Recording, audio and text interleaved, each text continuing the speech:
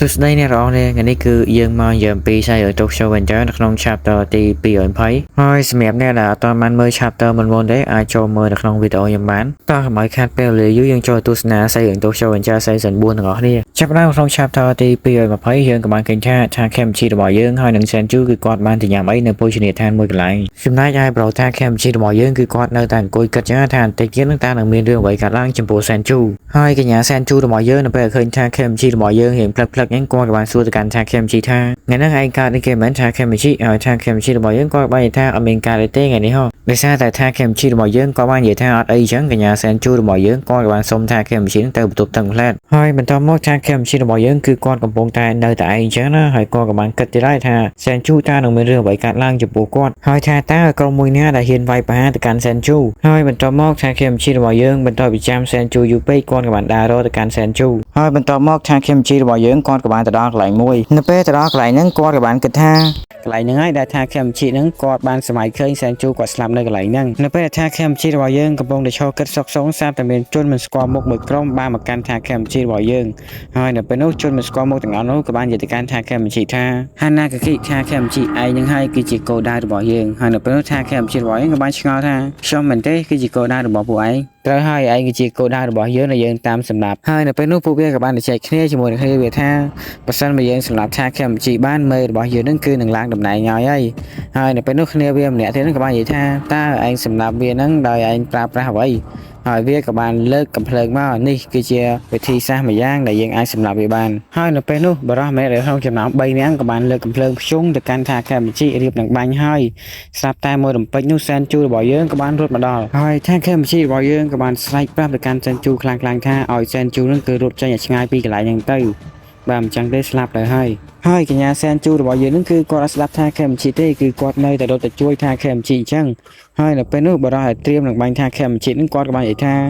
สมัยกับรถท่าเข้มชีให้ท่าเข้มชีบ่อยยังกับบ้านรถตะบังเซนจูให้บรอแม่นั่นกับบ้านบังมวยกับเพลิงเต้ให้มือกรอบได้บรอแม่นั่นบังคือบ้านเธอหนักเกเต้คือบังข้อแต่ซาท่าเข้มชีบ่อยยังนั่นรถตะบังเซนจูจังเต้ได้ทั่วไอ้บรอแม่นั่นคือบ้านหยาเธอให้เราเป็นนู้ท่าเข้มชีบ่อยยังกับบ้านสู้ตะการเซนจูท่าตาเซนจูไอ้มินกาได้ยอดช่วงมันอ่านยาไอ้เซนจูไอ้สลับเต้ให้เราเป็นนู้กัญญาเซนจูบ่อยยังกับบ้านใหญ่ท่าช่วงมันไอ้เต้นายเนี่ยให้แต่ซาท่าเข้มชีบ่อยยังนั่นคือกอดดังท่าตากอดนั่งกลัวแต่ทั่วอย่างไม่แต่ใบบิช่างจมูกนั่งบรอแม่นั่งจังให้ท่าเข้มชีบ่อยยังนั่นคือบ้านสมัยจัดท่าเอาไอ้บรอแม่นั่นคือบ้านก็ตามมาดองเต้ให้บรอแม่นู้กับบ้านเตรียมนั่งเลิกกำเพลิงนำไปบ้านท่าเข้มชีบ่อยยังนั่งจีเลิกจงคราวสลับตายมวยดำไปนู้นนะแค่กับบ้านมาดอลให้กอดกับบ้านไว้กำเพลิงปีได้บรอให้เตรียมกับบ้านท่าเข้มชีบ่อยยังนั่นคือบ้านแสะชอบให้เนี่ยได้มาดอลนั่นคือมีจมูกท่าตราขันบ่อยยังนั่งไงให้หนูไปนู้ท่าเข้มชีบ่อยยังคือปฏิเพียบอาคลังเหมือนเต้นให้กอดกับบ้านสู้แต่การท่าเข้มชีท่าตาไอเหมือนไอเต้ตาเหมือนเต้ท่าเข้มชีให้ท่าเข้มชีบ่อยยังกับบ้านใหญ่ท่าเชื่อมันไอเต้ตราขันให้ท่าเข้มชีบ่อยยังนั่นคือเอากัญญาเซนจูจวบตามาดองยับมองท่าเข้มชีบ่อยยังนี่ให้ลองชัพพาตีเปลี่ยนไพ่คือถ่ายบ้านจะไว้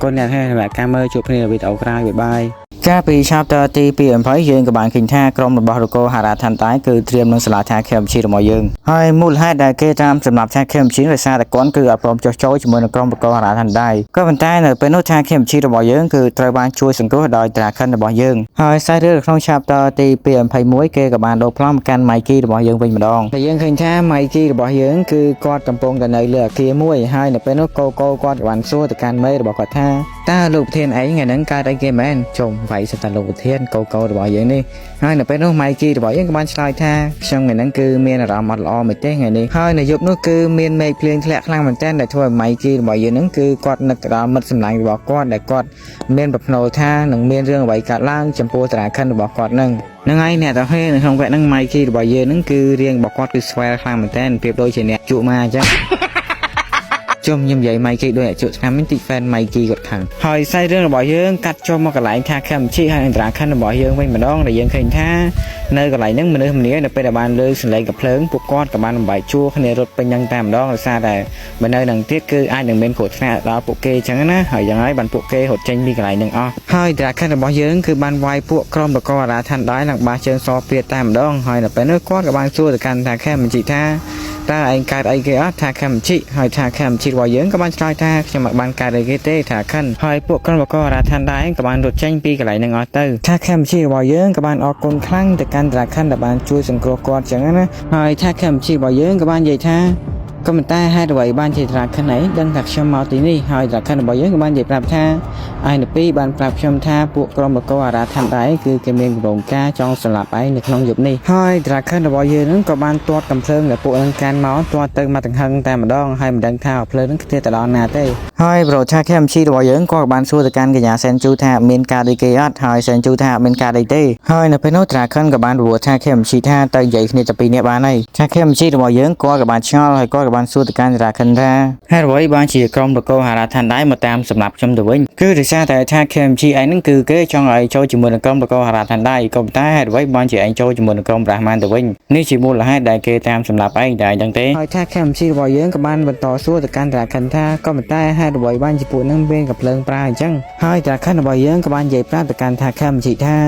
แต่ซาแต่ปูนั่นคือรอซีคอชบ้าจังไงบ้านปูเกนั่นคือเมนกับเพลิงปลาได้ไรจังไงให้ชาเข้มชีบ่อยเยอะกับบ้านใหญ่ท่าตาหนึ่งเมนเรื่องไว้การล้างจำปูปุยเยินจากออกเนี่ยนี่ตราคันคือกอดเขมรอยู่บาลเลยเต้ให้เหนือเป็นเนื้อกอดกับบ้านใหญ่ปราบท่าไมกี้ประหายจีบานดังบานเคยอย่างปีปฏิการมือนี้ให้มือเตอให้เหนือเป็นรถท่าแคมชีระบายเยินกับบ้านใหญ่ปราบตราคันนำปีปฏิการแต่กอดสมัยเคยนั่งกอดบ้านใหญ่ท่าเชื่อมันสมัยเคยแซนจูสลาบเลยซาตกาเปียกชมให้เหนือเป็นนี่เหล่านึงชมให้หลังแซนจูคือแถวบ้านรวยพอดอำปีปฏิการสำหรับมือนังไอชมไปจะออกกลตราคันในครั้งหน้าแต่บ้านจูสังกรพวกชมให้แซนจูระบายเยินเหนือเป็นเคยตราคันให้หลังท่าแคมชีระบายเยินเพียซาขณะยังกอดดังท่าแต่ปีเนี่ยนั่งใหญ่ขณะปีไว้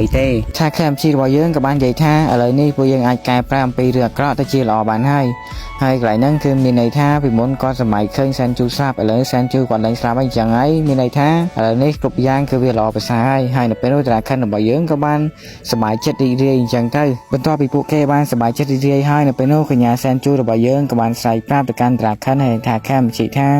พวกยังกลัวแต่จะเช่งปีนี้ดำใบกับมอยสมัยเจ็ดนักรมแล้วก็หาทันได้ตลอดมอกไหลนิ่มร้องเตี้ยดำใบมันก็ปัญหาต่อผู้ยังรถตื้อถ้าแคมชีให้ดังแซนจูกอดกับบ้านรถอย่างเลื่อนตามมาร้องแต่กอดตัวตราคันนั่นคือเนยตามในไอ้ในเพื่อถ้าแคมชีบ่อยยังกับบ้านรถตื้อบันเตยังกอดกับบ้านนักเคยท่ากอดบ้านเพลย์ตราคันเนยกับไหลมวยนั่งในเพื่อถ้าแคมชีบ่อยยังนั่งกอดกับบ้านบายคล้ายกอดกับบ้านเคยตราคันบ่อยยังนั่นคือชอชกังตามมาร้องแต่ถ้าตราคันบ่อยยังนั่นคือบ้านประดับดำเปียชงคล้ายแต่การท่าแคมชีท่าส้มท่าแคมชีเองปรับแต่การไมกีพ่องหอยท่าแคมชีบ่อยยังคือกอดเป็นชิงอครั้งเหมือนกันแต่ถ้าตราคันนั่งกอดกับปงตาในใหญ่อำปีเก้และกอดบ้านใหญ่ท่าโซมไมกีนั่งก็มังกรปัญหาจรันเป็ดหอยนับเป็นนักกอดกับบ้านเคยตราคันคือบ้านเด็กด้วนเลยได้ได้มาดองในเป้ตราคันก็เด็กด้วนเลยได้นั่นคือปุยยังบ้านเคยท่าตราคันนั่นคือเถอบ้านซีใบคอประบอกกรมตะโกหาทันได้บัดแต่ให้ยังไงเนี่ยแต่ก็เนี่ยจับปีแบบในตื้อปุยยังเลยบ้านเคยตราคันกอดบางหางหมกจะได้อะไรนี่คือกอดเถอบ้านสลับบัดแต่ให้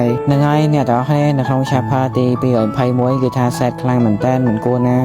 ในรอโดยตราคันนั่นคือเถอบ้านสลับยังไปชอคลั่งเหมือนเต้นท่าเนี่ยในปนนั่งกอดกัดบ้านจีออยตราคันดำบอยมนั่นคือเถอบ้านสลับให้ของชาพาตีปีเอ๋ยไพ่มวยคือเถอบ้านชาใบให้เปิดสันเชียเนี่ยให้ช่างเมียมาเตะกำเพลงคำมันแผบยมในขนมวิดเอาไว้ในห้องอักก้นบาย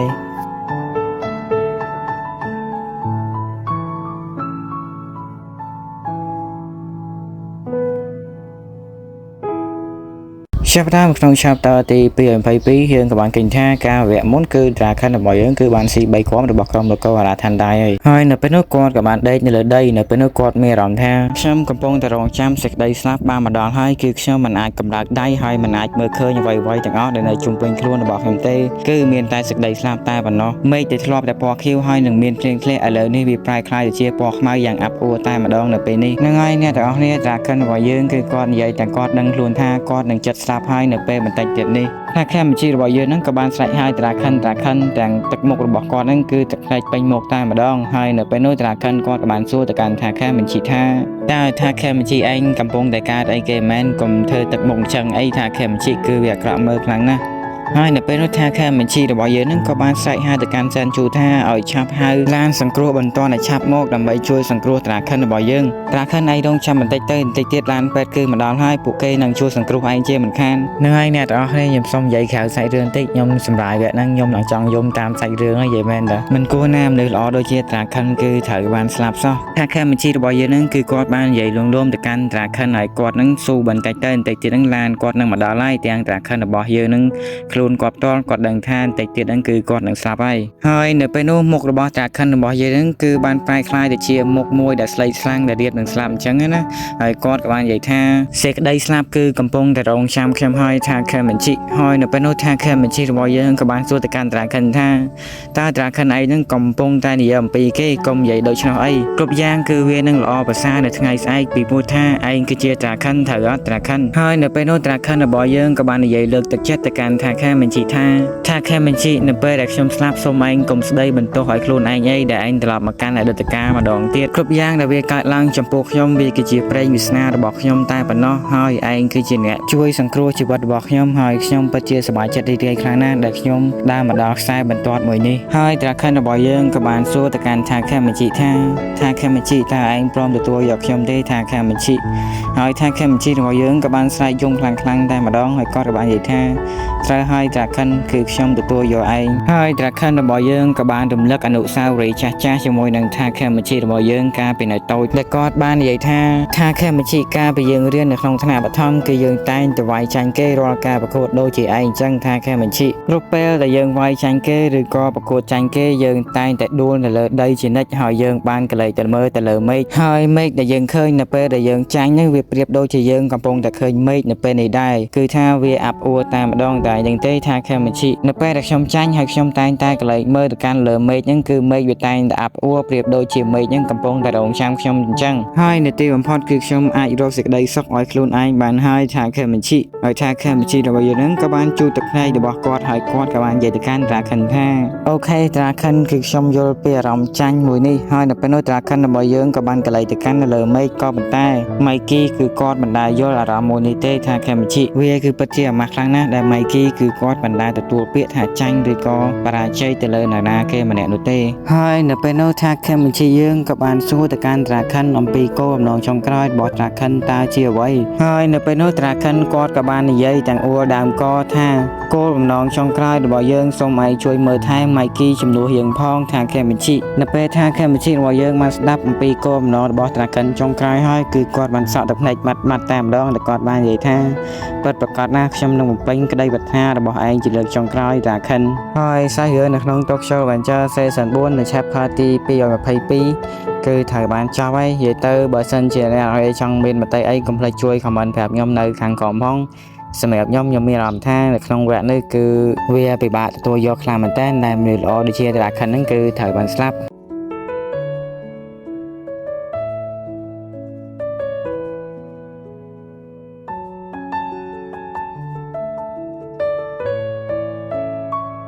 តោះបានហើយអ្នកនរនេះជប់សាទយើងមកបន្តសាច់រឿងរបស់យើងវិញម្ដងនៅក្នុង chapter ទី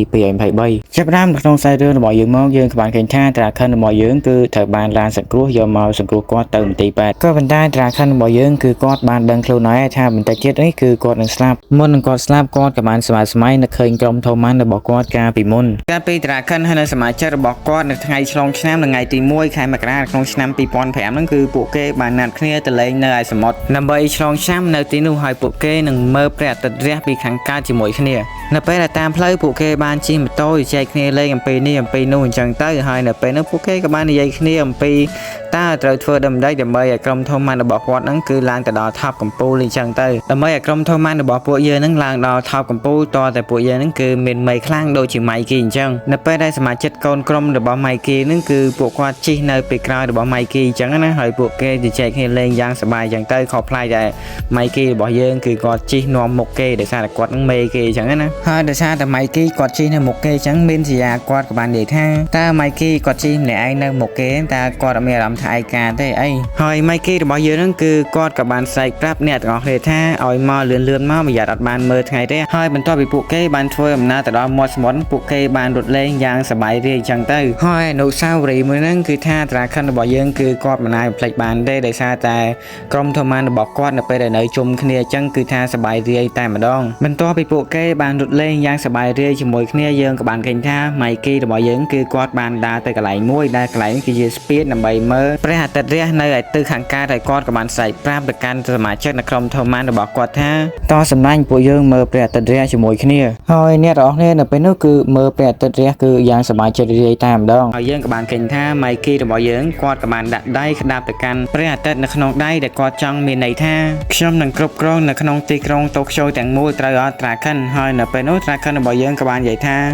ត្រូវហើយម៉ៃគីនៅក្នុងឆ្នាំនេះឯងនឹងក្លាយជា Top 1 លេខ 1នៅក្នុងប្រទេសជប៉ុននៅក្នុងព្រឹត្តិការណ៍ដ៏សែនសប្បាយរីករាយមួយហ្នឹងធ្វើឲ្យត្រាខិនរបស់យើងគឺគាត់មិនអាចបំភ្លេចបានទេនៅពេលត្រាខិនរបស់យើងហ្នឹងគាត់នៅសល់ដង្ហើមចុងក្រោយគាត់ក៏បានគិតក្នុងចិត្តថាទីបញ្ចប់អនុស្សាវរីយ៍ល្អៗជាមួយនឹងក្រុមធម្មតារបស់ខ្ញុំគឺស្ថិតនៅក្នុងបេះដូងខ្ញុំជានិច្ចបន្ទាប់ពីត្រាខិនរបស់យើងគាត់បានសម័យទៅឃើញមិត្តភ័ក្តិរបស់គាត់ចប់គាត់ក៏បានសម័យឃើញសង្សាររបស់គាត់ដែលបានស្លាប់មុនគាត់ចឹងណាដែលមានឈ្មោះថាអេម៉ាកំពុងតែរងចាំគាត់ដើម្បីកសាងសុភមង្គលជាមួយគ្នានៅឯភពផ្សេងហើយ chapter ទី223គឺត្រូវបានចប់ហើយឥឡូវយើងមកបន្តខ្សែរឿងរបស់យើងគឺ chapter ទី224ដែលយើងបានឃើញថា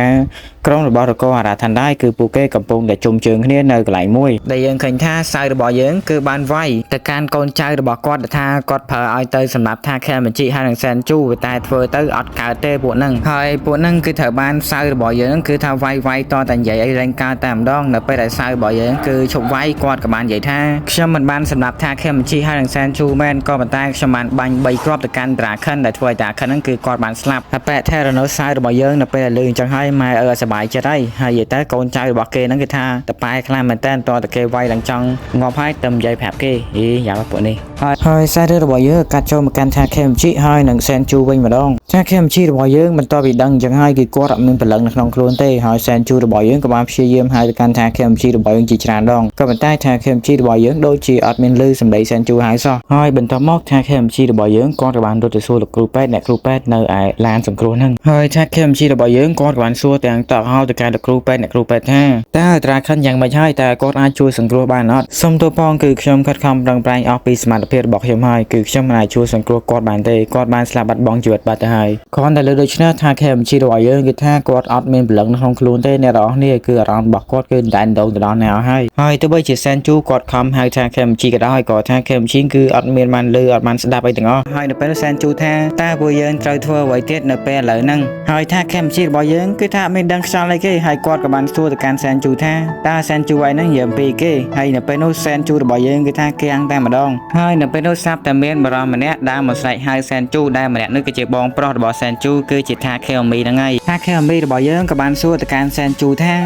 តើពិតអត់ត្រាខិនគឺត្រូវបានស្លាប់ហើយនៅពេលនោះសែនជូក៏បាននិយាយថាត្រូវហើយថាខេអមីរបស់យើងនៅពេលនោះគឺថាគាត់ក្តៅលើកជាងុំតែម្ដងគាត់ក៏បាននិយាយថាចង្រៃយកហើយយើងនឹងតបស្នងទៅពួកក្រុមនគរហារាឋានដៃវិញជាមិនខានថាខេអមីរបស់យើងក៏បានស្រែកលឺទៅកាន់បែនកៃថាឲ្យរៀបចំកូនចៅរបស់យើងឲ្យហើយទៅយើងនឹងទៅវាយពួកក្រុមនគរហារាឋានដៃឲ្យលាចាក់លោកតែម្ដងបែនកៃរបស់យើងក៏បានស្រែកយ៉ាងមុតមមថាខ្ញុំរៀបចំឲ្យហើយថាខេអមីតោះពួកយើងទៅឥឡូវហ្នឹងទៅសែនជូរបស់យើងនៅពេលដែលលើបែបហ្នឹងហើយគាត់ក៏អត់បានយល់ព្រមជាមួយថាខេអមីទេដែលគាត់និយាយថាតើបងប្រុសឯងឈួតតើមែនទេកុំទៅវាយគ្នានៅថ្ងៃនេះអីយើងចាំទូទាត់គ្នានៅថ្ងៃក្រោយថាខេអមីរបស់យើងក៏បានស្រែកទៅកាន់ប្អូនស្រីរបស់គាត់វិញថាតើចាំពេលណាបានទៅបដៅពួកអានឹងចេញម្ដងហាសែនជូហើយនៅពេលនោះពួកគេក៏បានឆ្លោះបកាយគ្នាពេញនឹងតែម្ដងដែលថាខេអមីរបស់យើងក៏បានស្រែកនិយាយទៅកាន់សែនជូថាតើត្រាខិនស្លាប់ទាំងមួយយើងសុកចិត្តឈរអោបដៃមើលតែមែនទេសែនជូហើយសែនជូរបស់យើងក៏បាននិយាយថាខ្ញុំមិនដឹងទេក៏ប៉ុន្តែយើងចាំថ្ងៃក្រោយចាំយើងគិតគូរគ្នាដាប់ខ្ញុំណាសែនជូឈាមគឺសងឲ្យឈាមយើងមិនអាចលើកលែងទោសឲ្យវាបានទេ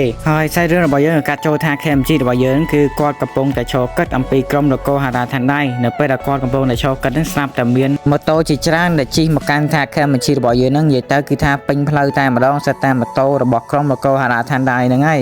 ើយនៅពេលនោះសែនជូហើយនឹងថា แค่มีระบอยเยื้องกับบานเคยให้ในเป็นนุ่มเมย์ระบอกกรมแล้วก็อาราทันได้ท่าจิตสูนั่งกอดกับบานดามอกโอยไม่จำจะรอเยื้องเนินหนาเต้คือท่าเยื้องมันดอนั่งให้กับไม่ขาดเปเบลียให้แต่ขันคือบัตเตอร์นายเตยซองเอาเตะพบให้แมนจมใหญ่ท่าแปะซ้ายใหญ่ชะมาดื้อต่างรู้ตามาดองใหญ่เตยนั่งไงเนี่ยต่างออกเนี่ยในตีบัมพอดสมาชิกในกรมประมานั่นคือกำปงแต่ไปชมมุกจมวยในกรมแล้วก็อาราทันได้ให้ในเป็นนุ่มแกงสเตอร์ต่างปีคือถ่ายบ้านไปชมมุกนี้ในเป็นนุ่มท่าแค่มีระบอยเยื้องกับบานใส่ลื่นแต่การแปะซ้ายท่าจังไรย้อยตาบอยเยื้องดอสไลเคลียร์เนอร์เลยนั่งเตยให้ใส่ระบอยเยื้องกับบานใส่ลื่นแต่การแปะท่าแค่มีนั่งเวงท่าจะให้มันได้แต่คลายตาบอยเยื้องจับได้ในเป็นระโปเกเรียบดังไรเคลียร์ซับแต่มวยลำไปนู้กับบานลื่นสำเร็จมาโตชิมออย่างเลื่อนแต่มาดองได้สำเร็จมาโตมือนู้คือเชื่อสำเร็จมาโตระบอยไมกี้ยังนั่งแต่ก่อนนั่นคือเชื่อสมาชิกนักกรมคันโตมันจีเก่งไมกี้ระบอยเยื้องในเป็นระจีมาโตมันดองชบมาโตให้ยัยท่ามุกระบอกก่อนนั่นคือท่าเคยแต่มาดองโดยเมียนกำพังคัง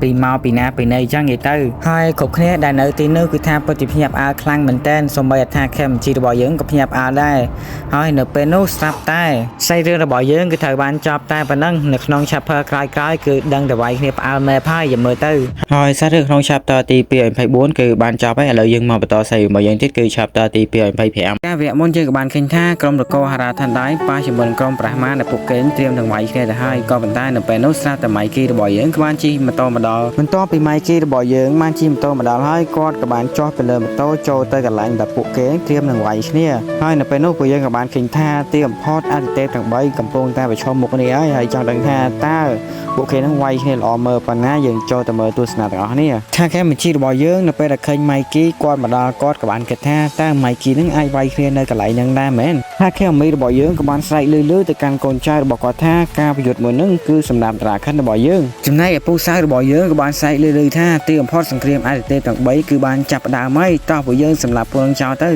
์ให้ซันซูฮาโรชิโยระบอยเยื้องกับบ้านใส่ท่าชับสำหรับผู้เจ้าเตอร์ในเยื้องเนื้อกับไหลมันนั่งยำจ้องแบบเนี่ยท่าจูบหน้าเก๊คือท่าไว้เนี่ยนั่งแต่มาดองอ่อนเป็นเรื่องหมกเต้เนื้อกับไหลมันนั่งคือยำส้มใจแขกสะเทือนติ๊กเนี่ยเราให้บะเส้นใหญ่อันใหม่เป็นมีใจมากคือดังตลอดเมื่อยนี่วิเคราะห์เชียงแมงกาอย่างเวียเมนจอหนายังเมื่อยจังยังเหียงถอมเมื่อที่ตื้อจำรอมแต่อันใหม่เวียนั่นคือใจมาหยิบเลยก้ายี่เตอร์เนี่ยแต่ออกเนี่ยชดไหลนั่นคือท่าไว้ที่เป็นนั่งแต่มาดองมันดังเชียหนาแค่ว่าหนาแค่เต้ยี่เตอร์โกนชายกรมอย่างใบนั่นคือท่าไว้เนี่ยเป็นเรื่องหมกเต้หอยเด็กเป็นลูกแซนจูระบอยเยื้องกับบ้านใส่แต่การโกนชายบอกว่าจะชีกรมประมาท่าเอาชุบเตอร์กลมนอนกำพังดักล้วนหยัดขาดหอยเยื้องกับไหลมากันไมกี้ระบอยเยื้องเด็กเป็นนั่นคือท่าก็ไม่ควาลปีกาประโยชน์การประกวดมือนังเต้หอยเด็กเป็นลูกโกระบอยเยื้องกับบ้านสู้แต่การไมกี้ท่าตาลูกเทียนอัดโจประโยชน์จมวยเนี่ยแต่ออกเนี่ยเต้หอยไมกี้ระบอยเยื้องกับบ้านชลอยตอบแต่การโกท่าตกอ่อยเนี่ยแต่ออกเนี่ยหอยหนึ่งซานซูฮาเรลชิโยนคือเจเนจัดการตึกบ้านนี่หอยโกน้อยระบอยเยื้องกับบ้านมันต่อสู้แต่การไมกี้ท่า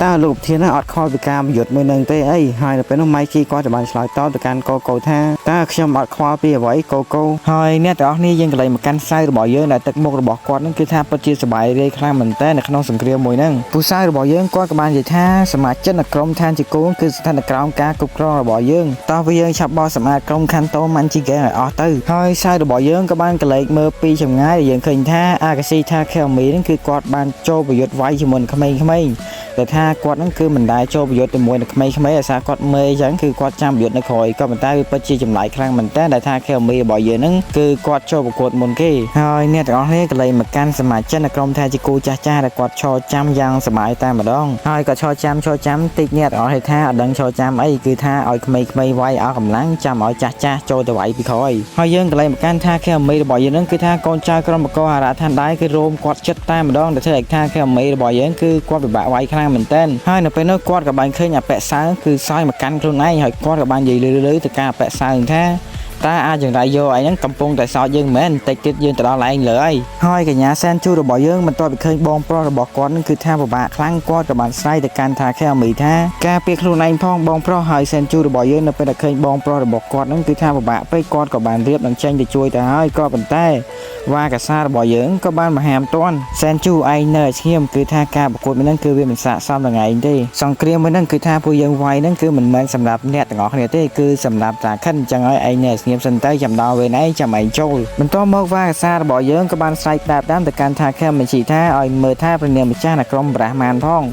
ហើយគាត់ក៏បានរត់ចូលយ៉ាងលឿនទៅក្នុងសង្គ្រាមម្ដងជាមួយនឹងបែនកៃហើយយើងក៏เลยមកកាន់អាកាសេថាខេមីរបស់យើងវិញម្ដងដែលថាគាត់កំពុងទៅវាយកូនចៅរបស់ក្រុមនគរអារាធិបតីជាច្រើនអ្នកតែម្ដងហើយមិនដឹងថាប្រមាណអ្នកទេដោយសារកូនចៅរបស់គេនឹងជឿច្រើនពេកថាខេមីរបស់យើងទម្រាំទៅវាយដល់អបិសើគឺថាអស់កម្លាំងលេងតែម្ដងថាខេមីរបស់យើងក៏បាននិយាយទាំងកំហឹងទៅកាន់អបិសើថាហេតុអ្វីបានជាឯងសម្រាប់ត្រាខិនរបស់យើងបើសិនជាឯងចង់សម្រាប់ហេតុអ្វីបានជាឯងមិនដំណងសាកសោតរបស់យើងសិនទាំងថ្ងៃយោពូសៅរបស់យើងនៅពេលឮថាខេមីរបស់យើងនឹងកំពុងតែជេរខ្លួនហើយនឹងដៀខ្លួនគាត់ក៏បានលើកដៃវាយអបិថាខេមីរបស់យើងនឹងក៏ប៉ុន្តែមួយដៃមិញហ្នឹងគឺត្រូវបានបែនកៃរបស់យើងគឺរងចំនួនថាខេមីរបស់យើងហ្នឹងនិយាយតើកន្លែងហ្នឹងថាខេមីរបស់យើងគឺថាសំណាងខ្លាំងមែនតើបើសិនជាបែនកៃរបស់យើងអត់មកគឺថាមួយដៃមិញគឺថានឹងកប់ដៃហើយបន្ទាប់ពីបែនកៃរបស់យើងហ្នឹងគឺរងកណ្ដាប់ដៃរបស់សៅហើយគាត់ក៏បាននិយាយទៅកាន់អបិសៅថាកណ្ដាប់ដៃរបស់ឯងគឺមិនស័ក្តិសមជាមួយថាខេមីទេគឺស័ក្តិសមជាមួយយើងអានេះទេអាចង្រៃយោ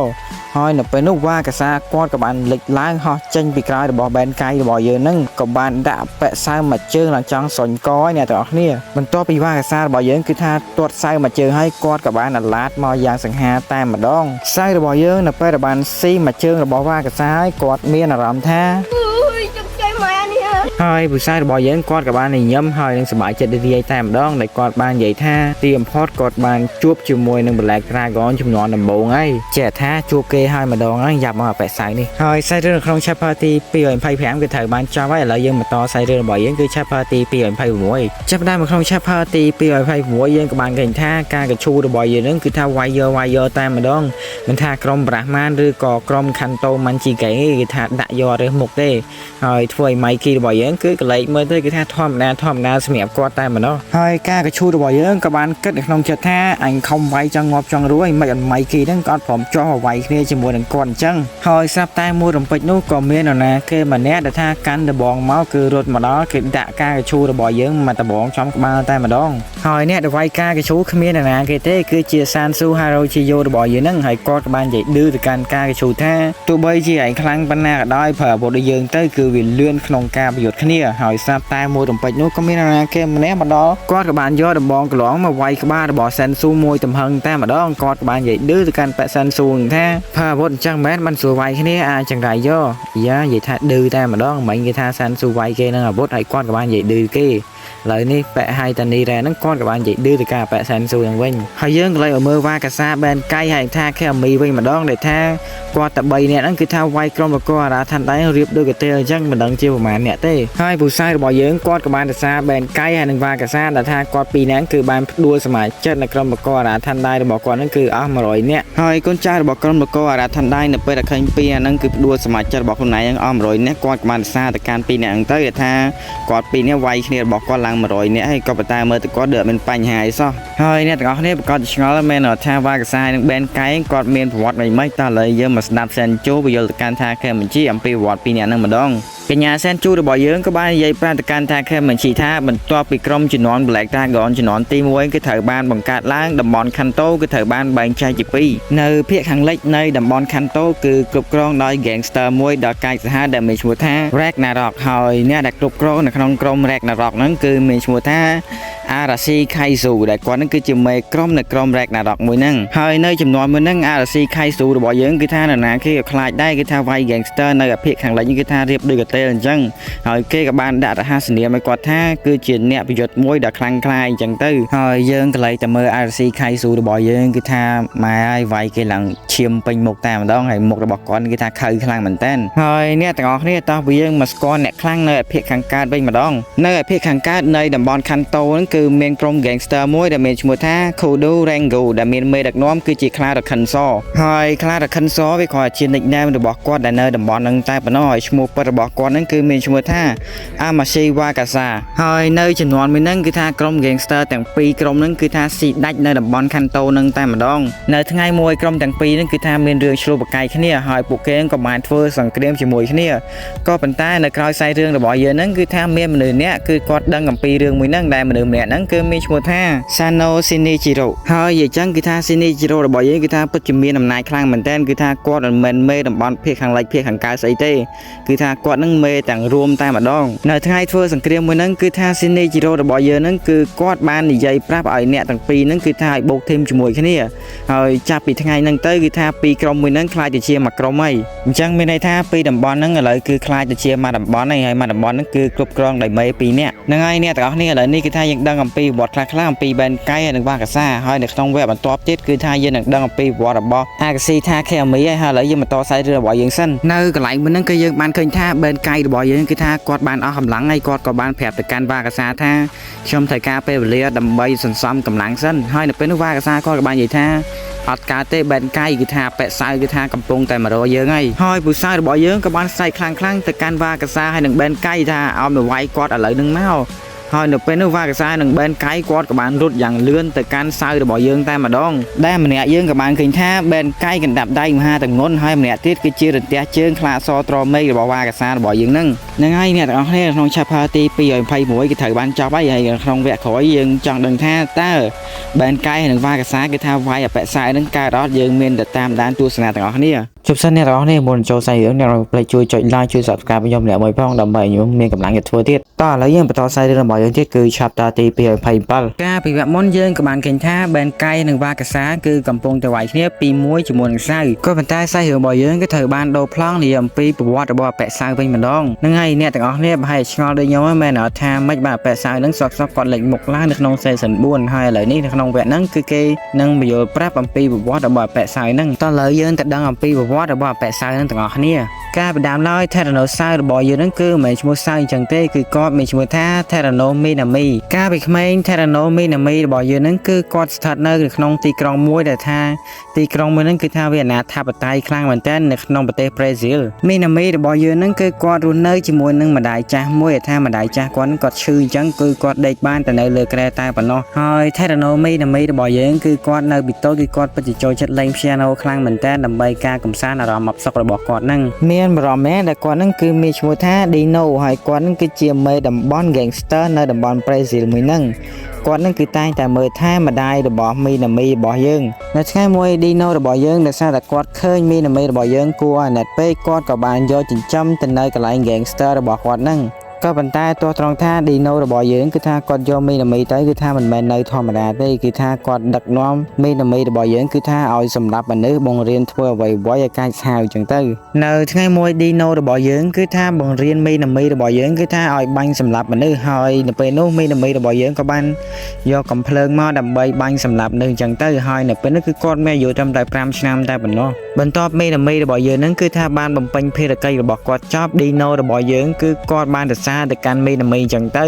ហើយគាត់ក៏បានបដូរឈ្មោះពី Tyrannominami ទៅជា Tyrannosaurus របស់យើងហ្នឹងដោយសារតែគាត់គឺថាមានភាពក្លាហាននៅក្នុងការសម្លាប់មនុស្សបន្ទាប់ពី Dino របស់យើងគឺថាបានដូរឈ្មោះមីណាមីទៅជាសៅហើយបន្ទាប់មកខ្សែរឿងរបស់យើងកាត់ចូលមកខាងស្ដាយដែលយើងឃើញថាសៅរបស់យើងគឺគាត់បានគិតថា Dino គឺជាស្ដេចឬក៏ជា gangster នៅតំបន់ប្រេស៊ីលមួយហ្នឹងហើយខ្សែរឿងរបស់យើងក៏កាត់ចូលមកកាន់សៅរបស់យើងនៅពេលហ្នឹងគឺថាមានអាយុ12ឆ្នាំហើយគាត់ក៏បានសម្លាប់ Dino នៅក្នុងបន្ទប់របស់គាត់ទៅហើយ Dino របស់យើងគឺថាត្រូវបានសៅរបស់យើងគឺថាវាយឡើងបែកមុខខ្ទេចតែម្ដងនិយាយទៅនៅពេលហ្នឹងគឺថាគាត់ស្លាប់បាត់ទៅហើយ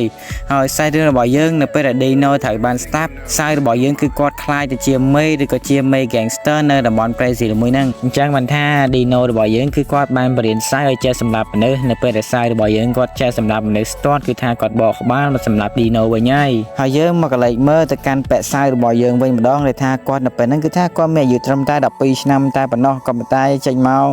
gang សាហាវតែម្ដងមានអង្គរៈមានអីទៅសិតតែ gangster ហ្មងនិយាយទៅបន្ទាប់ពីសៅរបស់យើងគឺគាត់បានធ្វើមេនៅតំបន់ប្រេស៊ីលមកនឹងឲ្យរយៈពេល2ឆ្នាំនៅពេលនេះគឺថាគាត់មានអាយុ14ឆ្នាំនៅពេលដែលគាត់មានអាយុ14ឆ្នាំគឺថាគាត់មានសត្រូវជាច្រើនតែម្ដងហើយនៅពេលនោះសត្រូវរបស់គាត់ក៏បានមកធ្វើការបាញ់ប្រហារគាត់មកដល់ផ្ទះតែម្ដង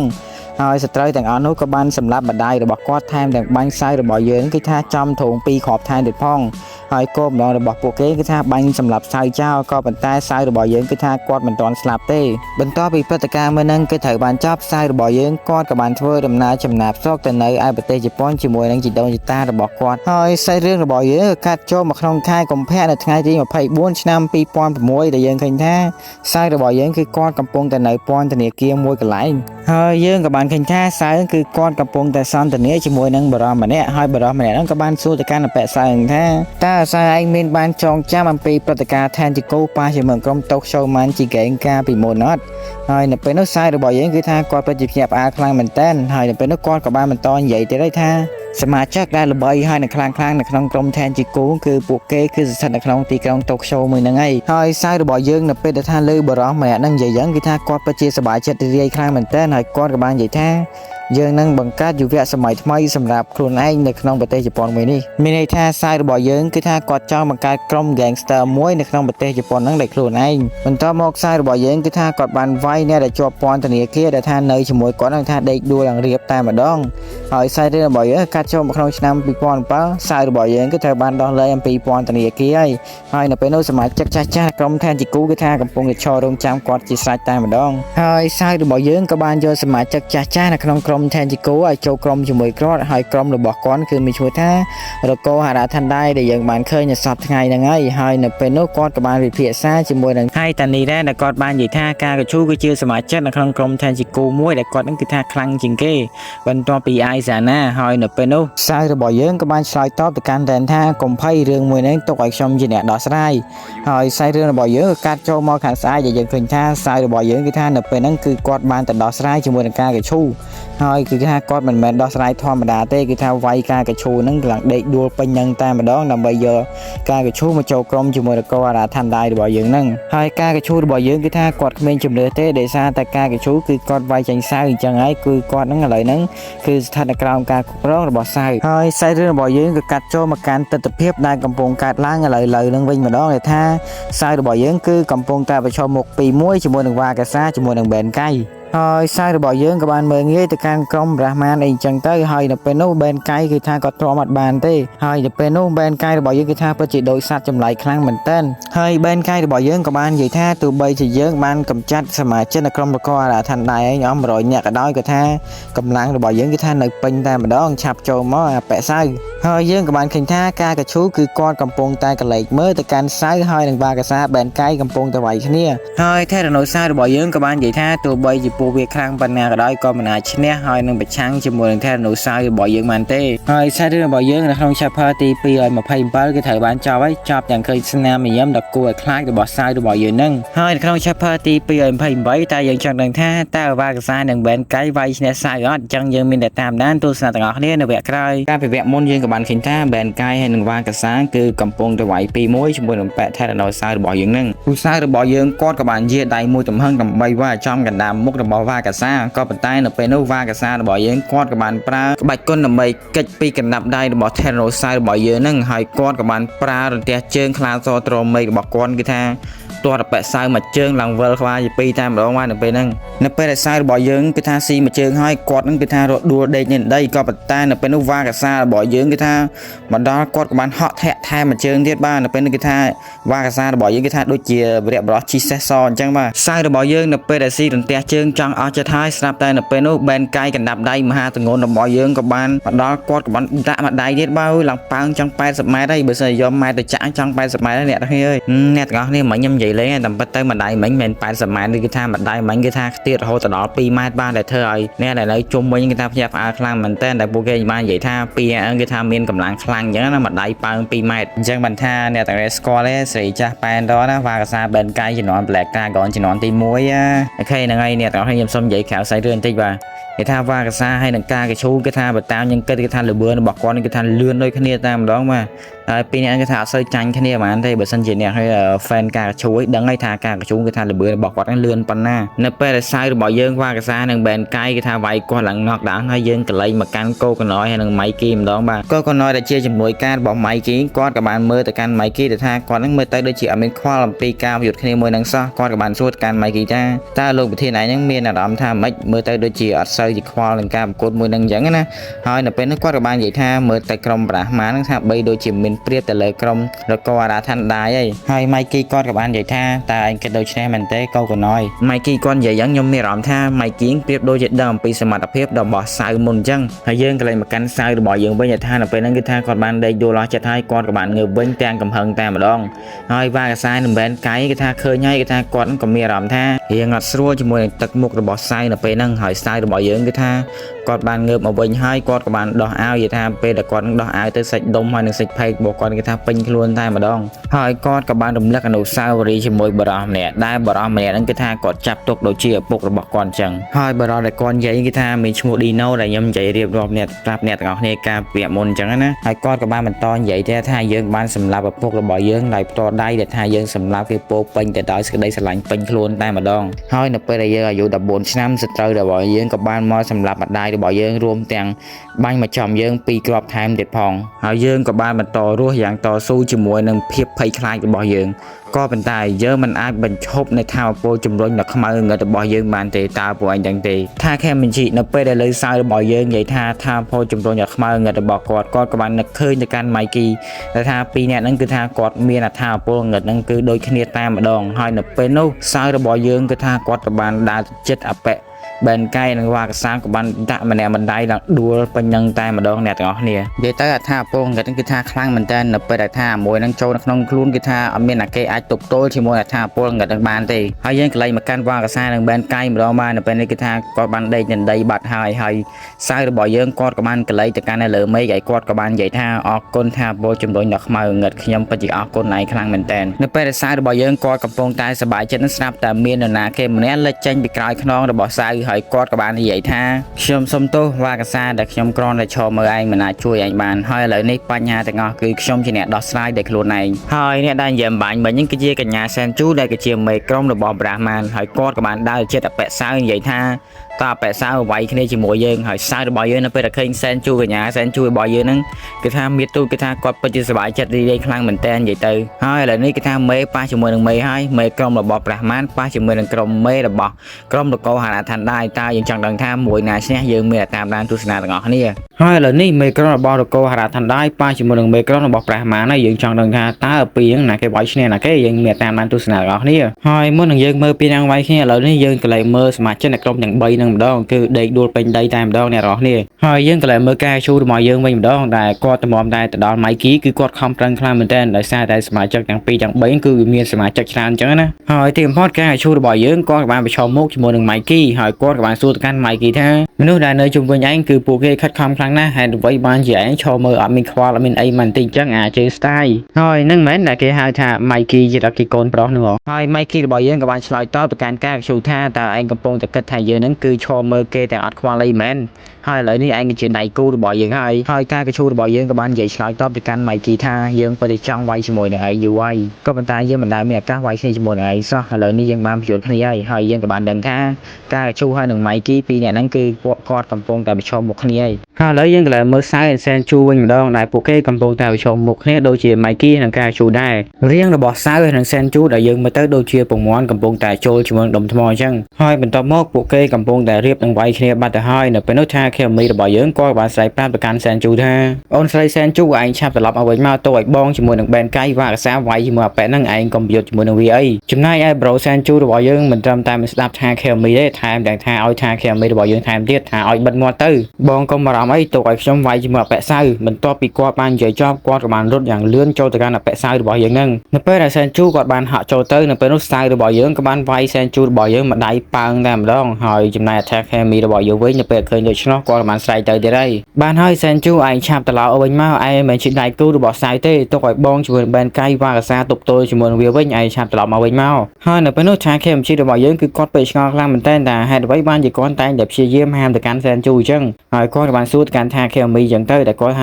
ហេតុអ្វីបានជាតែងតែហាមឃាត់ទៅកាន់សែនជូអញ្ចឹងថាខេមជីតែឯងដឹងទេសែនជូបានធ្វើមេនៅក្រុមប្រាហ្មានគឺដោយសារតែមានបែនកាយហើយនឹងខ្ញុំហើយនឹងវ៉ាកាសាដើម្បីជួយគ្រប់គ្រងគាត់តែប៉ុណ្ណោះហើយបើសិនបើគ្មានសមាជិកនៅក្រុម Black Dragon នៅជំនាន់ទី1ជួយគ្រប់គ្រងគាត់ទេសែនជូគឺមិនអាចឡើងធ្វើជា Top 1នៅក្រុមរបស់ប្រាហ្មានបាននៅឡើយពូសៅរបស់យើងបន្ទាប់ពីលើអបថាខេមីនឹងរៀបរាប់អញ្ចឹងហើយគាត់ក៏កាន់តែបានចិត្តតែម្ដងហើយឥឡូវយើងក៏លើមើលមៀតសៅនិងសែនជូម្ដងដែលយើងមើលទៅដូចជាយក្សជាមួយនឹងស្មោចអញ្ចឹងអ្នកនរគ្នាអបសៅគឺថាមៀតធំតែម្ដងអ្នកនរគ្នានិយាយទៅអបសៅមៀតធំជាងថៃជូហើយនឹងត្រាខិនទៀតអ្នកនរគ្នាបានហើយឥឡូវយើងមកស្ដាប់សម្ដីរបស់សៅវិញម្ដងសៅគាត់បាននិយាយថាសែនជូឯងឆាប់ចេញទៅយើងមិនចង់វាយជាមួយក្មេងតូចដូចជាឯងទេហើយដោយសារតែសែនជូរបស់យើងគឺរឹងក្បាលដល់ព្រមចេញអញ្ចឹងហើយសៅរបស់យើងគាត់ក៏បានវាយទៅកាន់សែនជូរបស់យើងម្ដាយពេញចំហឹងតែម្ដងក៏ប៉ុន្តែនៅពេលនោះសែនជូរបស់យើងគាត់ក៏បានកិច្ចផុតហើយគាត់បានទាត់ទៅកាន់អបសៅមួយជើងឡើងស្រុញកហើយធ្វើអបសៅគឺថាយ៉ាប់យ៉ឺនខ្លាំងមែនទែនបន្ទាប់ពីអបសៅនឹងស៊ីមួយជើងដេកដួលហើយខ្សែរឿងរបស់យើងគេក៏បាននិយាយថយក្រោយបន្តិចតែគេបង្ហាញយើងឃើញថាខេមីគាត់គឺជាមនុស្សម្នាក់ដែលស្រឡាញ់លុយខ្លាំងមែនទែនក៏ប៉ុន្តែដោយសារតែសែនជូគាត់មានលុយច្រើនអញ្ចឹងហើយបានជាខេមីគឺគាត់ដើរតាមទៅកាន់សែនជូនៅពេលដែលសែនជូរបស់យើងសម័យថយក្រោយបន្តិចហើយយើងក៏បានឃើញថាសៅរបស់យើងថាដេកដួលស្អាតតែម្ដងអ្នកនរគ្នាមួយជើងអត់សមោគេថាប៉ាំងដេកហ្មងចំណែកថាខេមីរបស់យើងនេះគ្រាន់តែឃើញយ៉ាងហើយភ្នែករបស់គាត់ថាភ្លឺស្វាងចាស់តែម្ដងហើយនៅក្នុងវគ្គក្រោយគេនិយាយពីប្រវត្តិរបស់ថាខេមីហើយថាតើប្រវត្តិរបស់ថាខេមីហ្នឹងគឺមិនខ្លះបានជាគាត់នៅក្នុងក្រុមរបស់ប្រាហ្មានការពីមុនក្រុម Black Dragon ជំនាន់ទី1គឺជាក្រុមមួយដែលមានឥទ្ធិពលនៅលើទីក្រុង Tokyo មួយនឹងហើយនៅក្នុងក្រុម Black Dragon មួយនឹងគឺថាមានសមាជិក4នាក់ដែលមួយនឹងគឺជា Ben Kai Waka ហើយនឹងថាខេមីម្នាក់នេះគឺជា Shinichiro ក្រុម Black Dragon មួយនឹងគឺត្រូវបានបង្កើតឡើងដោយ Sano Shinichiro ហើយមេដឹកនាំនៅក្រុមមួយនឹងគឺមានឈ្មោះថា Akashi Takemi ហ្នឹងហើយអ្នកទាំងអស់គ្នាដល់កន្លែងហ្នឹងខ្ញុំសូមនិយាយដើម Shinichiro បន្តិចតាមពិតទៅ Shinichiro គាត់គឺជាមនុស្សម្នាក់ដែលថាគាត់នឹងអត់សូវចេះវាយគ្នាឯក៏ប៉ុន្តែមនុស្សដែលគ្រប់គ្នានៅក្នុងក្រុម Black Dragon គឺថាពិតជាស្រឡាញ់គាត់ខ្លាំងមែនទែនដោយសារតែគាត់នឹងឆ្លាតអីអញ្ចឹងណាអញ្ចឹងហើយបណ្ឌិតភ័ក្ររបស់គាត់វ៉ាកាបែនកាយហើយនឹង Akashi Takemi នឹងគឺថាឲ្យគាត់នឹងធ្វើជាអ្នកគ្រប់គ្រងនៅក្រុម Black Dragon មួយហ្នឹងក៏ប៉ុន្តែមេនៅក្រុម Black Dragon គឺជា Akashi Takemi គាត់នឹងគឺជាអ្នកដឹកនាំបន្ទាប់ពី Shinichiro ហើយខ្សែរឿងរបស់យើងគឺថាត្រូវបានកាត់ចូលនៅពេលដែល Shinichiro ហើយនឹង Takemi គឺគាត់នៅកុមារភាពដែលគាត់នឹងនៅតូចៗអញ្ចឹងណាហើយគាត់ក៏បាននិយាយគ្នាលេងនៅកន្លែងទីមួយហើយ Akashi Takemi គាត់ក៏បានស្រែកហៅទៅកាន់ Shinichiro ថាអេអបកាច់យកឲ្យឡើងទៅលើនឹងធ្វើអីហ៎បន្ទាប់មក Shinichiro គាត់ក៏បាននិយាយប្រាប់ទៅកាន់ Akashi Takemi ថាគាត់គឺជាមនុស្សម្នាក់ដែលថាធម្មតាគឺជាក្មេងមួយដែលថាអត់សូវចេះខ្លាំងអីចឹងគឺគាត់នឹងគ្រាន់តែថាគាត់ចូលចិត្តកីឡាហើយនឹងការសិក្សាតែប៉ុណ្ណោះក៏ប៉ុន្តែមើលនៅជុំវិញខ្លួនខ្ញុំគឺពួកគេពិតជាចូលចិត្តខ្ញុំខ្លាំងមែនតើនិយាយទៅគឺខ្ញុំអាចធ្វើឲ្យអ្នកដែលនៅជុំវិញខ្លួនអាចមកស្រឡាញ់ខ្ញុំបានហើយយើងក៏បានឃើញថានៅពេលនោះ Akashi Takemi គាត់ក៏បានឡើងដូចជា Shinichiro ដែរហើយមើល Shinichiro របស់យើងគេថាចាប់ជើងថាខេមីរបស់យើងគឺថាងរួនតែម្ដងទៅមើលទៅគឺថាពួកគាត់លេងយ៉ាងសប្បាយរីកអញ្ចឹងណាកាលពីនៅតូចហើយយើងមើលទៅមុខ Shinichiro របស់យើងគឺថាពិតជាមានមន្តស្នេហ៍ខ្លាំងមែនតើនិយាយថាឲ្យតែរាប់ណាគេគឺថាគេហ្នឹងគឺពិតជាចូលចិត្តគាត់អញ្ចឹងណាហើយខ្សែរឿងរបស់យើងក៏បាននិយាយប្រាប់អំពី Shinichiro ថាគាត់នឹងគឺថាមិនដែលវាយណាគេបានម្នាក់ទេគឺថាវាយគេទៅគឺយំខ្លួនឯងរហូតតែម្ដងនិយាយទៅថាដៃឈ្នះគេហ្មងហើយនិយាយទៅគ្រប់គ្នាដែលនៅជុំវិញខ្លួនគាត់ថាដាក់ថាសនាមគាត់ថាកម្ពុជាព្រះបរោះអន់ម៉ែអឺអន់ក៏ប៉ុន្តែដោយតែខ្ញុំបាននិយាយប្រាប់អ្នកទាំងអស់គ្នាអញ្ចឹងសមាជិកនៃក្រុម Black Dragon ទាំងអស់ហ្នឹងគឺថាពិតជាស្រឡាញ់ Shinichiro ខ្លាំងមែនតើនិយាយថាអត់ Shinichiro ធ្វើអីកើតហ្មងធ្វើអត់ចាញ់ហ្មងនិយាយទ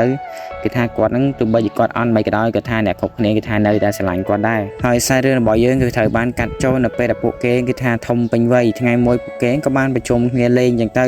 ហើយទៅពេលនោះ Shinichiro របស់យើងគឺថាគាត់មានគំនិតល្អមួយគឺថាគាត់ហ្នឹងគឺចង់បង្កើតក្រុមមួយដែលខ្លួនឯងហើយក្រុមមួយហ្នឹងគឺជាក្រុម Black Dragon ដែលខ្ញុំបាននិយាយហ្នឹងហើយមេដែលដឹកនាំនៅក្រុម Black Dragon ហ្នឹងគឺមានឈ្មោះថា Akashi Takemi ហើយ Shinichiro របស់យើងគឺគាត់នឹងគ្រាន់តែគ្រប់គ្រងតែប៉ុណ្ណោះហើយ Wakasa ហើយនឹង Ben Kai គឺជាមេបន្ទាប់នៃ Akashi Takemi ហើយ Takemi របស់យើងនៅពេលនោះគឺត្រូវបានសមាជិកនៅក្រុម Black Dragon នឹងគឺថាដាក់ឈ្មោះឲ្យគាត់គឺជាព្រះនៃសង្គ្រាមឬក៏អតីតទេពនៃសង្គ្រាមហើយ Takemi របស់យើងគឺថានៅពេលដែលគេដាក់ថាសញ្ញាមកគាត់យ៉ាងគឺថាគាត់នឹងគឺពិតជាខ្មើខ្លាំងមែនតើនៅថ្ងៃមួយ Shinichiro របស់យើងក៏បាននិយាយប្រាប់ទៅកាន់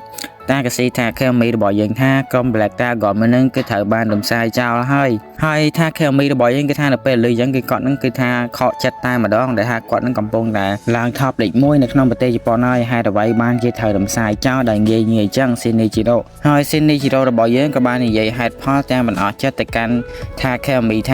ឥឡូវនេះពួកយើងខ្លាចជា top លេខ1នៅក្នុងក្រុម Gangster នៃប្រទេសជប៉ុនហើយអ្នកដែលវាយចាញ់យើងគឺថាត្រូវបានគេ bully ត្រូវបានគេមើលងាយអញ្ចឹងទៅតើឯងនៅតែបន្តរស់នៅក្នុងភាពជា Gangster នឹងរហូតមែនថាខេមីហើយចាប់ពីថ្ងៃហ្នឹងមកថាខេមីរបស់យើងគឺថាគាត់អង្គុយសែតនៅក្នុងបារផឹកស្រាជួបបរិយាអញ្ចឹងទៅអោបស្រីអូននីអូនបងពេញនឹងតែម្ដងដែលថាជីវិតរបស់គាត់នៅពេលហ្នឹងគឺថាមានលុយក៏ថាប្រយោជន៍ដែរក៏ប៉ុន្តែភាពហឺហារបស់គាត់គឺត្រូវបានបញ្ចប់ដោយសារគាត់នឹងចាយលុយអស់អញ្ចឹងណានៅកំឡុងពេលដែលគាត់សែតគាត់អីហ្នឹងគឺថានៅពេលហ្នឹងគឺថា Shinichiro របស់យើងគឺត្រូវបានបាត់បង់ជីវិតហើយអញ្ចឹងហើយមិនថាគាត់នឹងសែតដើរប៉ាឡែពេញហ្នឹងអញ្ចឹងហើយមិនថាគាត់ហ្នឹងឥឡូវហ្នឹងគឺថាធ្លាក់ខ្លួនហើយអ្នកទាំងអស់គ្នាហើយសាច់រឿងរបស់យើងក៏កាត់ចូលក្នុង5ឆ្នាំក្រោយមកនៅក្នុងឆ្នាំ2006អាកាស៊ីថាខេមីរបស់យើងគឺថាគាត់អស់ផ្លូវជ្រើសរើសអស់ផ្លូវដែរអញ្ចឹងហើយគាត់ក៏បានសម្រេចចិត្តទៅជួបប្អូនស្រីរបស់គាត់នៅកន្លែងជីមហើយជាមួយនឹងគឺថាមានវ៉ាកាសានិងបែនកៃគឺជាអ្នកគ្រប់គ្រងនៅក្នុងជីមមួយហ្នឹងគឺថាគាត់គឺជាម្ចាស់អញ្ចឹងណាហើយនៅពេលនោះប្អូនស្រីរបស់គាត់ក៏បាននិយាយប្រាប់ទៅកាន់ថាខេមីថាគាត់ឃើញម៉ៃគីគឺថាគាត់បានបង្កើតក្រុមមួយឥឡូវហ្នឹងខ្លាចជាក្រុមមួយដល់ល្បីនៅក្នុងប្រទេសជប៉ុនមួយហ្នឹងហើយគាត់ហ្នឹងគឺចង់បង្កើតក្រុមមួយដែរហើយនៅពេលនោះ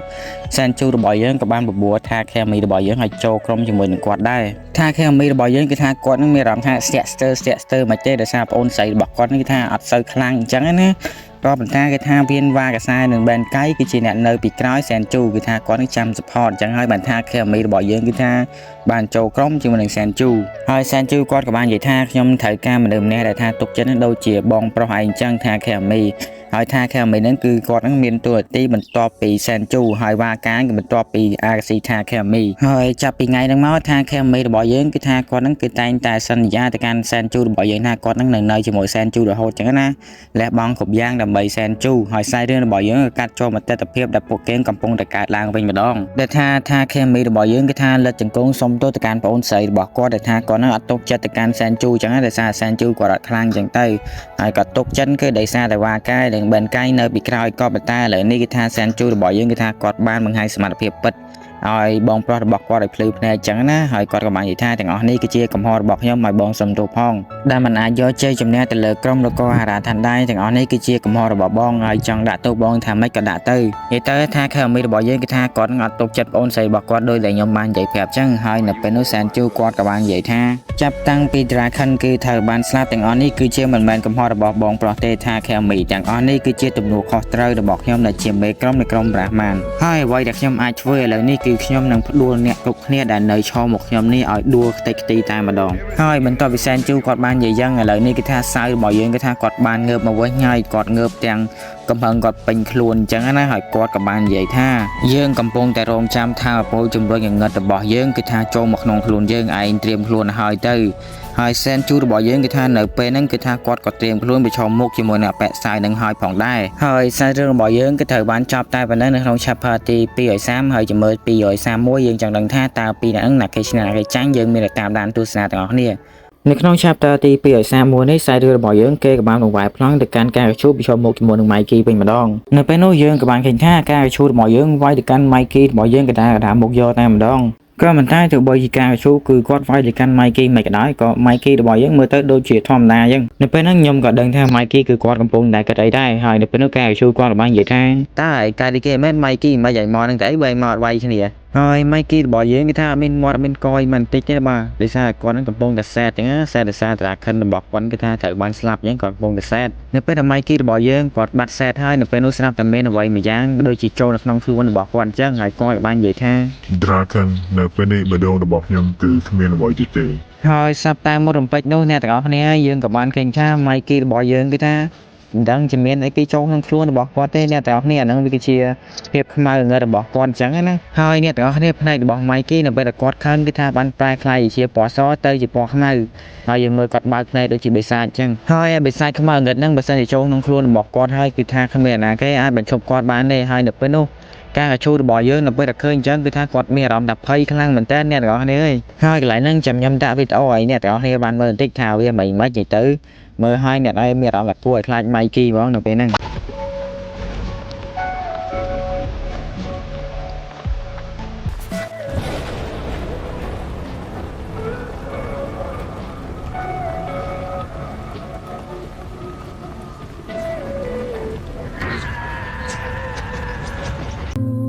អូខេនឹងហើយអ្នកទាំងអស់គ្នាឥឡូវចាប់ហើយឥឡូវយើងកន្លែងមើលសែនជូប្រកួតជាមួយនឹងថែរសៅរបស់យើងវិញម្ដងដែលនៅពេលហ្នឹងសៅរបស់យើងគេថាត្រូវបានសែនជូរបស់យើងគេថាដាក់យកកដាមុខទាត់ផងវាយផងគេថាទៅបីវាយប៉ុណ្ណាក៏ដោយថាសៅរបស់យើងគេថាគាត់នៅតែសោចអញ្ចឹងអ្នកទាំងអស់គ្នាហើយសាប់តែមករំពេចនោះសែនជូរបស់យើងគេថាត្រូវបានស៊ីមួយដៃរបស់សៅហ្នឹងឡើងទៀតទៅដល់ណាដល់ណីតែម្ដងហើយយើងកន្លែងមើលមុខថាខេមជីរបស់យើងនៅពេលសែនជូត្រូវគេវាយគេថាគាត់មានអារម្មណ៍ភ័យខ្លាំងមែនតើហើយមករំពេចនោះសាប់តែសៅរបស់យើងគេថាដើរមកកាន់ថាខេមជីអញ្ចឹងណាដោយសារតែថាខេមជីគឺគាត់នៅគៀកនឹងដែរហើយគាត់ក៏បានយកដៃប៉ះស្មាទៅកាន់ថាខេមជីរបស់យើងហើយថាខេមជីរបស់យើងនៅពេលដែលគាត់កាន់ស្មារបស់គាត់នេះសារគាត់សម័យឃើញសៅរបស់យើងគឺត្រូវបានស្លាប់នៅបន្តិចទៀតនេះគឺដោយសារតែម៉ៃគីរបស់យើងគឺថាគាត់វាយក៏ប៉ុន្តែសៅរបស់យើងគឺថាគាត់អត់មានដឹងខ្យល់អីទេហើយនៅពេលនេះគាត់ក៏បានទាញថាខេមជីនឹងចេញដោយសារគាត់នឹងទើសមុខ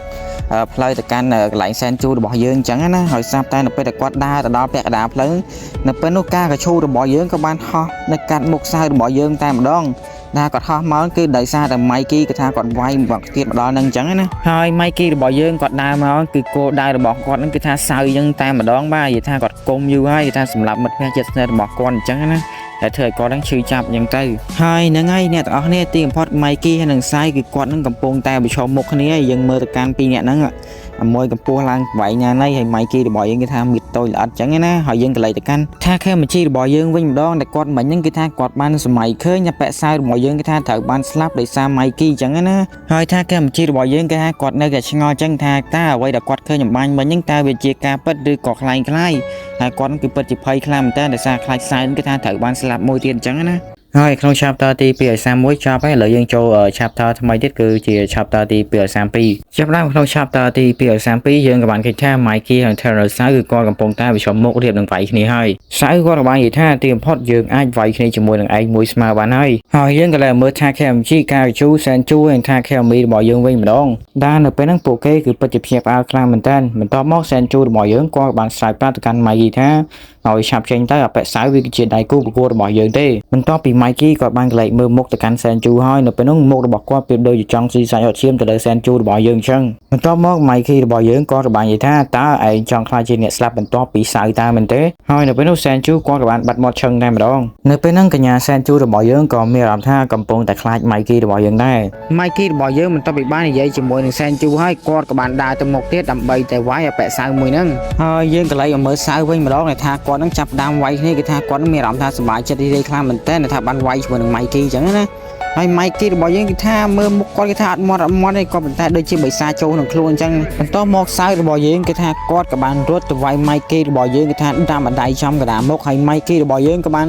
លើកអន្ទះជើងរបស់គាត់ក៏ដាក់ចំកណ្ដាលមុខអបិសៅហ្នឹងក៏ដូចគ្នាហើយនៅកន្លែងមួយហ្នឹងដែរថាអបិសៅ Mikey របស់យើងគឺថាវាយហេទៅវិញទៅមកថាពេញហ្នឹងតែម្ដងនិយាយទៅស្ដាប់ខ្យល់ថាអីពេញហ្នឹងហ្មងហើយយើងមើលដឹងថាពីហ្នឹងណាគេវាយណាគេហើយចាំមើលនៅពេលដែលខ្ញុំសម្លាយអវៈហ្នឹងចប់ខ្ញុំដាក់វីដេអូឲ្យអ្នកទាំងអស់គ្នាមើលបន្តិចថាវាយគ្នាមិនដោយសារតែមានរូបភាពអញ្ចឹងគេថាយើងអត់ដឹងទេថាណាគេវាយណាគេអញ្ចឹងណានៅក្នុងការវាយគ្នាមិនហ្នឹងដែលថាយើងមើលទៅមុខសៅរបស់យើងប្រៀបដូចជាមានប្រៀបទៅលើ Mikey របស់យើងអញ្ចឹងហ្នឹងហើយអ្នកទាំងអស់គ្នាដោយសារ Mikey ហើយនឹងសៅរបស់យើងគេថាគាត់វាយគ្នាអត់ឈប់នៅពេលនោះថា KMG របស់យើងគាត់ចូលមកហាមអញ្ចឹងទៅដែលថា KMG របស់យើងគាត់បាននិយាយថាបានឲ្យ Mikey ហើយសៅរបស់យើងក៏បាននិយាយថាតើឯងមកហាមពួកយើងទៅអីហើយនៅពេលយើងកន្លែងតែមើលមុខសៅរបស់យើងគេថាបែកមុខអស់មកហៀងបាត់ហើយបាទដំបូងខ្ញុំគេថា Mikey របស់យើងគេថាត្រូវបោះសៅឡើងទូកសាច់អីក៏ប៉ុន្តែមកដល់រូបភាពមួយនេះបានដឹងថាសៅរបស់យើងគេថាបែកមុខអស់មកហៀងអញ្ចឹងណាហើយថា KMG របស់យើងក៏បានបន្តនិយាយទៀតថា Mikey សូមឯងមិនឈប់ទៅកុំវាយគ្នាទៀតអី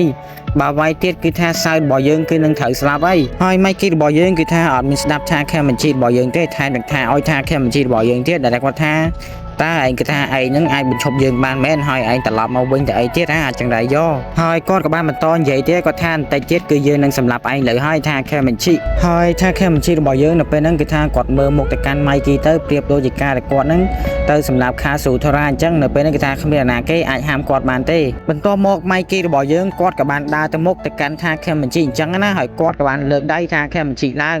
ហើយគាត់ក៏បានយកចង្គង់របស់គាត់អុកដៃថាខេមជីរបស់យើងគេថាមួយតំផឹងតែម្ដងហើយថាខេមជីរបស់យើងទៅពេលហ្នឹងគេថាស្រែកពេជ្រឆ្កែវាយ3 4ដបងអញ្ចឹងបន្ទាប់ពីកាច់ដៃថាខេមជីហើយគាត់ក៏បានដើរទៅមុខទៀតសំដៅទៅរកអបិសៅហើយគាត់ក៏បានសួរអបិសៅថាតើឯងចង់ស្លាប់ដោយរបៀបណាហើយមើលមុខអសៅរបស់យើងនៅពេលហ្នឹងគេថាម៉ែមើលគ្មានយល់ទេសោះតែភ្នែកមិនហៀងទេហើយនៅពេលនោះសៅរបស់យើងគេថាភ័យខ្លាំងមែនតើអ្នកទាំងអស់គ្នាហើយយើងក៏លើមើលថាខេមជីរបស់យើងនៅពេលហ្នឹងគេថាគេដាក់មជ្ឈគោចង់បាក់ដៃក៏និយាយថាគេថាកុំធ្វើបែបនេះទៀតម៉ៃគីនិយាយតើថាខេមជីរបស់យើងគេថាតស៊ូខ្លាំងមែនតើហើយក្នុង chapter ទី2ឲ្យ32គេត្រូវបានចប់ហើយអ្នកទាំងអស់គ្នាហើយអ្នកទាំងអស់គ្នាកុំភ្លេចជួយចុច like ជួយ subscribe ឲ្យខ្ញុំម្នាក់មួយផងអរគុណហើយខ្ញុំនឹងដាក់វីដេអូឲ្យអ្នកទាំងអស់គ្នានៅមើលចុងវីដេអូបន្តិចឥឡូវអ្នកទាំងអស់គ្នាយើងបន្តសាររឿងរបស់យើងទៀតដែលថាចាប់ដើមក្នុង chapter ទី2ឲ្យ33យើងក៏បានឃើញថា Mikey របស់យើងគឺថាបានផ្ដួលអបិសៅរបស់យើងឲ្យដេកដីហើយគាត់ក៏បានឡើងទ្រុបពីលើដើម្បីវាយអបិសៅហ្នឹងទៅហើយយើងក៏បានឃើញថា Mikey របស់យើងគឺថានៅពេលនេះគឺថាសាប់យកតែម្ដងបាទគឺថាសៅរបស់យើងគឺថារហូតតែគាត់ដកហើមិនតាន់ទេបាទគឺថាដាក់យកតែម្ដងហើយថាខេមជីរបស់យើងទោះបីជាខំហាម Mikey របស់យើងមិនក៏ដោយក៏គាត់នៅតែវាយអបិសៅតតែស្លាប់ដែរហ្នឹងហើយអ្នកទាំងអស់គ្នាកន្លែងខ្ញុំមានអារម្មណ៍ថាអាណិតពូសៅមិនទេគេថា Mikey របស់យើងគេថាដាក់យកអញ្ចឹងខ្ញុំមានអារម្មណ៍ថាដូចជាអាណិតសៅមិនដឹងទេអ្នកទាំងអស់គ្នាហើយថាខេមជីរបស់យើងគាត់ក៏បានរត់ទៅមើលអបិសៅទៅថាគាត់ទៅដល់គេថាសៅរបស់យើងគេថាគាត់ឈប់ដកដង្ហើមបាត់ទៅហើយអញ្ចឹងមានន័យថាសៅរបស់យើងឥឡូវនេះគឺគាត់ត្រូវបានបាត់បង់ជីវិតហើយអ្នកទាំងអស់គ្នាហើយអ្នកនៅទីជុំវិញកន្លែងមួយហ្នឹងនៅពេលដែលដឹងថាសៅរបស់យើងគឺត្រូវបានស្លាប់អ្នកគ្រប់គ្នាគឺថាប្រតិភិបផ្អើលខ្លាំងមែនតើហើយនៅពេលនោះកូកូណយរបស់យើងគឺគាត់ក៏បានសែកលើប្រាប់ទៅកាន់អ្នកទាំងអស់គ្នាថាក្រុមប្រាហ្មណ៍គឺចាញ់នៅក្រោមក្រុមនគរហារ៉ាថាន់ដៃហើយឥឡូវនេះមើលនៅក្រុមនគរហារ៉ាថាន់ដៃគឺត្រូវបានស្លាប់ហើយអញ្ចឹងមានន័យថាក្រុមខាន់តូម៉ាន់ជីកេងគឺជាអ្នកទទួលបានជ័យជំនះហើយកូកូណយគាត់ក៏បាននិយាយប្រាប់ទៅកាន់អ្នកទាំងអស់គ្នាដែលនៅជុំវិញសង្គ្រាមមួយហ្នឹងថាឲ្យរៀបចំខ្លួនរៀបចំអីទៅផ្ទះទៅដោយសារតែឥឡូវនេះសង្គ្រាមមួយហ្នឹងគឺត្រូវបានបញ្ចប់ហើយហើយយើងក៏เลยមើលកែជួររបស់យើងវិញម្ដងបន្តឲ្យម៉ៃគីគឺថាវាយគាត់ឲ្យដួលអញ្ចឹងហើយនៅពេលនោះបងប្អូនហើយតានេះគាត់ក៏បានគ្រាកែឈូតរបស់យើងហ្នឹងគឺថាឲ្យងើបឡើងហើយនៅពេលនោះគឺថាគាត់ថាត្រឹកត្រោមខ្លាំងមែនតើអ្នកទាំងអស់គ្នាហើយនៅពេលនោះការកឈូតរបស់យើងក៏បានសួរទៅកាន់ហើយតានេះថាតើសៅឥឡូវហ្នឹងគឺមិនហើយអាខ្លួនឯងងើបចង់រួចឆ្លៀតសួរគ្នាទៀតហើយនៅពេលនោះគាត់ក៏បាននិយាយថាសៅឥឡូវនេះគឺត្រូវបានស្លាប់ហើយយើងក៏เลยមកមើលថាខេមីរបស់យើងវិញម្ដងដែលថាគាត់ខំស្រែកនិយាយសំណត់ទៅកាន់ម៉ៃគីរបស់យើងថាតើឯងហ្នឹងមានសារជាតិជាមនុស្សដែរទេឯងសម្រាប់មនុស្សតើឯងមានន័យដូចម្ដេចហើយនៅពេលនោះម៉ៃគីរបស់យើងគឺថាអត់មានបាននិយាយអីច្រើនទេក៏បានទាត់ថាខេមីរបស់យើងមួយជើងចំកណ្ដាលមុខលថាមួយជើងឡើងចង់ប៉ើងតែម្ដងហើយគាត់ក៏បាននិយាយទៅកាន់ថាខេមីថាអ្នកដែលស្លាប់បន្ទាប់ហ្នឹងគឺជាឯងហើយថាខេមីហើយនៅពេលនោះម៉ៃគីរបស់យើងរៀបនឹងដើរទៅវាយថាខេមីឲ្យស្លាប់ម្នាក់ទៀតហើយក៏ប៉ុន្តែថាខេមីរបស់យើងគឺថារត់មកកាត់មុខដើម្បីហាមឃាត់ម៉ៃគីរបស់យើងទាន់ហើយគាត់ក៏បាននិយាយថាឈប់ទៅម៉ៃគីប៉ុណ្ណឹងបានហើយម៉ៃគីរបស់យើងគឺថាអត់មានបានស្ដាប់ទេគាត់ក៏បាននិយាយទៀតថា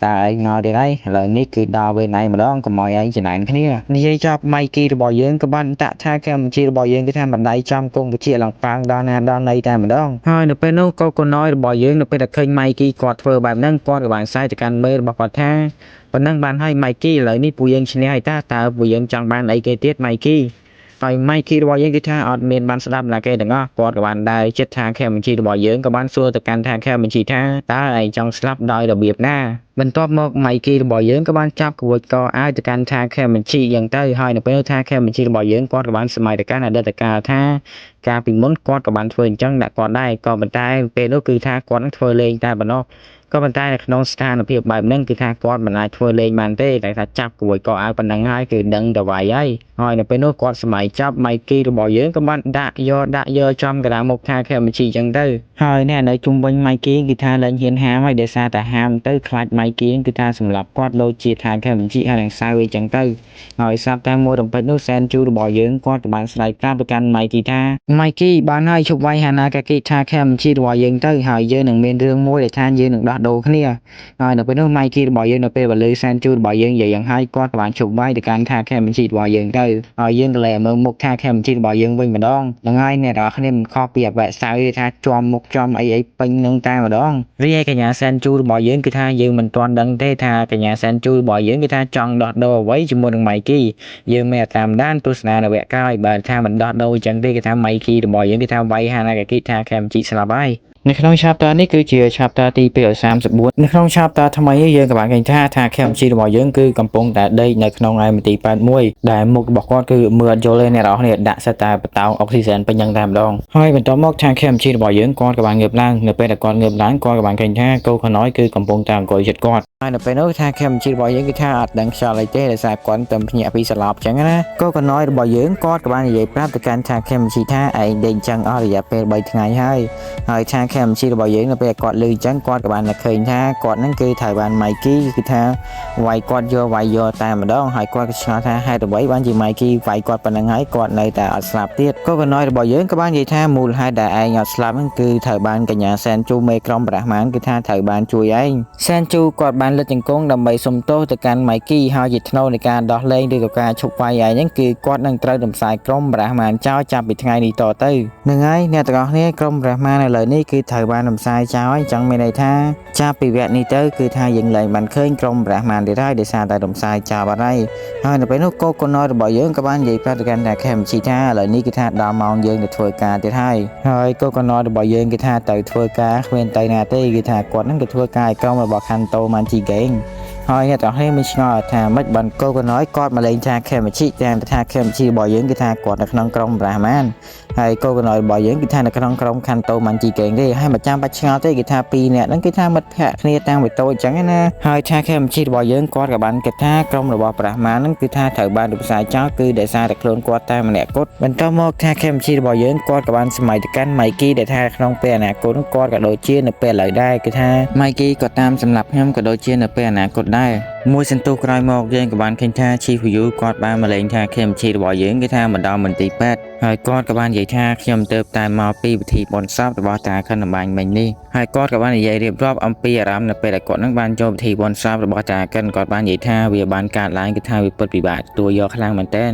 ហើយគាត់ក៏បានសួរទៅកាន់ថា Kamichi ថា Kamichi នៅពេលអនាគតឯងឃើញតាខិននៅរស់ត្រូវអត់ហើយ Chief Yu របស់យើងគាត់ក៏បានស្ដីបន្ទោសទៅកាន់ថា Kamichi ឲ្យថា Kamichi របស់យើងខ្លាំងអញ្ចឹងគាត់ថានិយាយថាបើសិនជាឯងឃើញតាខិននៅក្នុងពេលអនាគតគាត់បានរស់នៅសុខសួរហើយហេតុអ្វីបានជាឯងត្រឡប់មកវិញធ្វើអីហាថា Kamichi ហើយគាត់ក៏បានទម្លាក់កំហុសទៅកាន់ថា Kamichi ដែលថាទាំងអស់ហ្នឹងវាគឺជាកំហុសរបស់ថា Kamichi ឯងថាតាខិនស្លាប់ទាំងអស់ហ្នឹងគឺមកពីឯងទាំងអស់នៅពេលដែល Chief Yu របស់យើងគាត់បានយំរៀបរាប់អំពីអារម្មណ៍ពិតរបស់គាត់ហើយគាត់ក៏បានភ្លេចខ្លួនថាចុំមិញអញនិយាយគេទៅកាន់ថា Kamichi ចង់និយាយថា Chief Yu របស់យើងគឺថាគាត់មិនមកមើលថា Kamichi ទេបាទគឺថាគាត់មកស្ដីឲ្យមកថាឲ្យថា Kamichi របស់យើងទៅវិញទេឥឡូវហ្នឹងអាគ្នាពងឈឺ3ថ្ងៃទៅមិនងើបមកថ្ងៃហ្នឹងគេឆ្លៀតថាឲ្យគ្នាទៀតយ៉ាប់ហ្មង Chief Yu របស់យើងនេះហើយគាត់ក៏បានសុំទោសទៅកាន់ថា Kamichi របស់យើងយ៉ាងទៅហើយថា Kamichi របស់យើងក៏បាននិយាយថានៅពេលហ្នឹងឯងមានអារម្មណ៍ល្អពិសានៅ Chief Yu